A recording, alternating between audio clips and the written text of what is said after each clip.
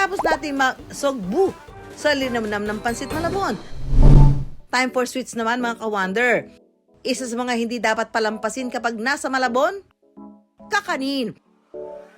Sino ba namang hindi nakakatikim sa sarap ng kakaning Malabon tulad ng sapin-sapin?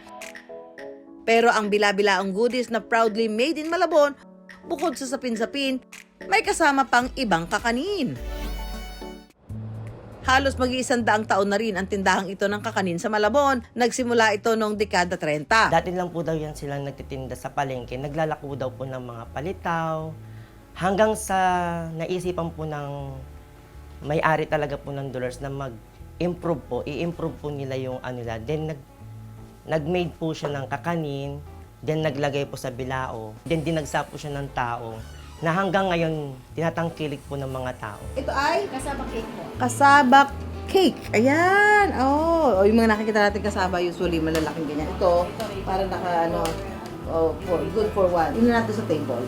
Ang sikat na kakanina, kasaba, o giniling na kamoting kahoy na may sangkap na gata at mga pampalasa, may solo-solong packaging na parang cupcake. Sabi nila, kailangan itry natin yung bago nila. Itong kasaba cupcake. Ayan. Wow, ang lambot. Tingnan natin kung anong lasa nito. Parang may ano siya, may gatas, ano ba? May gatas po talaga. Pero syempre, di pwedeng mawala sa uusisain ko kung paano ginagawa yung makulay na bilao ng sapin-sapin. Tayo sa Dolores. Original Dolores. Alin ang naiba? Dito, bakit yellow? Kalamay mais po. Aha, so, ang ube ay ube. Kalamay ubi po. Ito, Kamuting kahoy. alam nyo na ngayon, ha? Kutsinta kulay red. Ito, biko. Opo. Ito, Sapin-sapin. matagal ko nang tanong yan bakit iba-iba kulay yun pala yun.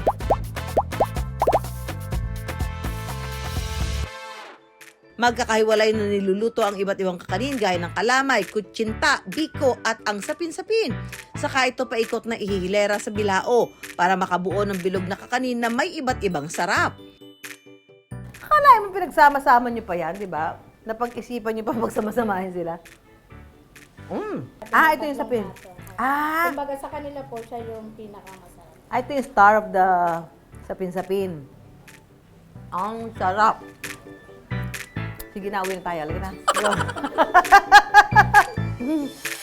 I wonder, may tuturing bang heritage food hub ang Malabon? Di tulad ng mga kilalang makabagong food destination sa bansa ngayon, sa Malabon, matitikman pa rin ang mga pagkaing nagsimula sa hapagkainan ng pamilya at kalaunay ipinatikim sa iba at naging negosyo.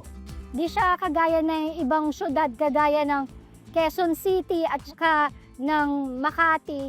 May mga distinct na landmark na medyo hesitant yung ibang mga tao na pumunta kasi hindi nila masyadong kabisado dahil sa limited na moda ng transportasyon.